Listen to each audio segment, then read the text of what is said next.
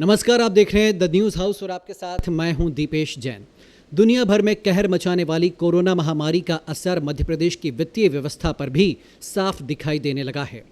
बढ़ते आर्थिक बोझ और घाटे की भरपाई के लिए एक तरफ सरकार ने जहां कर्मचारियों की कमाई पर कैंची चलानी शुरू कर दी है, वहीं इसका असर अब लाखों पेंशनधारियों पर भी पड़ रहा है और एक नया संकट उनके सामने आ खड़ा हुआ है। देखिए द न्यूज़ हाउस की ये खास रिपोर्ट। एमपी में परेशान पेंशनर्स, सरकार ने दिया जोरदार झटका, टूटी उम्मीदें, महीनों का एरियल अटका। जी हां, कोरोना महामारी के संकट के बीच मध्य प्रदेश के लाखों पेंशनर्स को एक और तगड़ा झटका लगा है। सत्ता में आते ही जल्द से जल्द 7वें वेतनमान के भुगतान का दावा करने वाली शिवराज सरकार ने अपना वादा तो पूरा नहीं किया, लेकिन कोरोना की आड़ में सूबे के लाखों सेवानिवृत्त कर्मचारियों की जेब पर कैंची चलाने का कारनामा जरूर कर दिखाया। एक ही झटके में पेंशनर्स के सारे सपने तोड़ दिए, जबकि पेंशनर्स को उम्मीद थी कि बीजेपी का सियासी कारावास खत्म होने के साथ ही 7वें वेतनमान की बकाया राशि को लेकर उनका इंतजार भी खत्म हो जाएगा। लेकिन हुआ बिल्कुल उलट। बीजेपी ने 7वें वेतनमान देने की बजाय पेंशनर्स को दिए जाने वाले एरियल के भुगतान पर भी रोक लगा दी है। आलम यह है कि मध्य प्रदेश के पेंशनर्स के 7वें वेतनमान के लगभग 1500 करोड़ रुपए बकाया है। 2,20,000 नए पेंशनर्स के 38,000 करोड़ का भुगतान नहीं हुआ।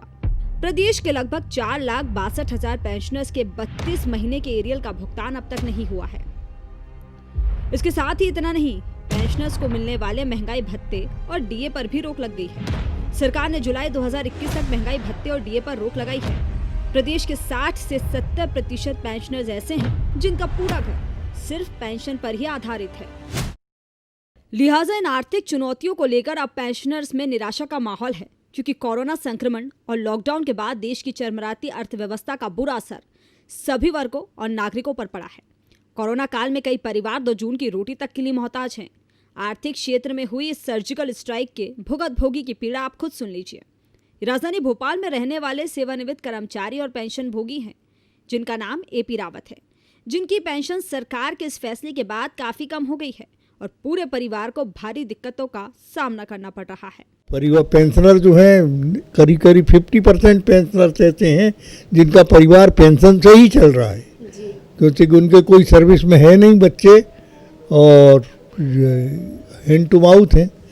बल्कि आपको ये बताऊं, ये इसमें अतिशयोक्त नहीं होगी कि अगर पेंशनर उसकी डेथ हो जाएगी तो कई परिवारों को सुसाइड करना पड़ेगा। दूसरे पेंशन भोगी सुरेंद्र मिश्रा बताते हैं कि कोरोना में वैसे ही घर में किसी के पास कोई काम नहीं है, जिसके कारण पूरा घर आर्थिक तंगी से गुजर रहा है। वहीं पेंशन में कटौती ने तो उनकी पूरी कमर ही तोड़ रख दी है। दिक्कत का जहाँ तक सवाल है साहब, हम जो पेंशन लाते हैं, पहली बात तो एक आंतरिक बात बताऊं आपको, ज़रा फील होगी। पैसा आते ही परिवार के सारे सदस्य में नोचने लगते हैं, मुझे इतना पैसा दो, मुझे उतना पैसा। आखिर पालन पोषण भी करना है, भरण पोषण भी करना है, लाए तो आपके लिए, हम आपको खर्च के लिए कहाँ से दें? नहीं देने से घर में फ्रस्ट्रेशन हो जाए। तो सर किस तरह से घर चला रहे? क्या आपका घर सिर्फ पेंशन के बदौलत से ही? पेंशन की बदौलत चल रहा है। प्रदेश के 4,62,000 जो हमारे सीनियर सिटीजन हैं, जो पेंशनर्स हैं, उनके 32 माह का 300 करोड़ रुपए का एरियर सरकार ने भुगतान नहीं किया है। दूसरी बात यह है कि सरकार ने, माननीय कमलनाथ जी ने जो 5% महंगाई भत्ता कर्मचारियों को और पेंशनर्स को देने के आदेश जारी किए थे, उस पर भी रोक लगा दी है। यही नहीं, 5% भत्ते को छोड़कर 2021 तक कर्मचारियों को किसी भी प्रकार का ना तो महंगाई भत्ता मिलेगा और न ही किसी भी प्रकार के उनके देयकों को भुगतान किया जाएगा। बहरहाल सरकार इस कटौती के पीछे कोरोना वायरस और लॉकडाउन के चलते सरकारी खजाने पर बड़े बोझ और घाटे की दलील दे रही है, तो वहीं दूसरी तरफ प्रदेश के लाखों पेंशनर्स के सामने उम्र के आखिरी पड़ाव में बड़ा आर्थिक संकट खड़ा हो गया है।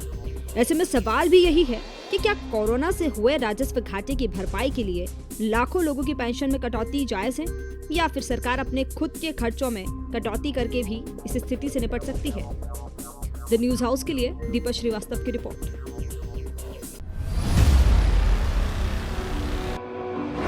एमपी में कैसा है उपचुनाव का इतिहास, बाय इलेक्शन का गणित है कितना खास, किस दिग्गज की है उपचुनाव में महारत और किसके पास है चुनाव जिताने की ताकत।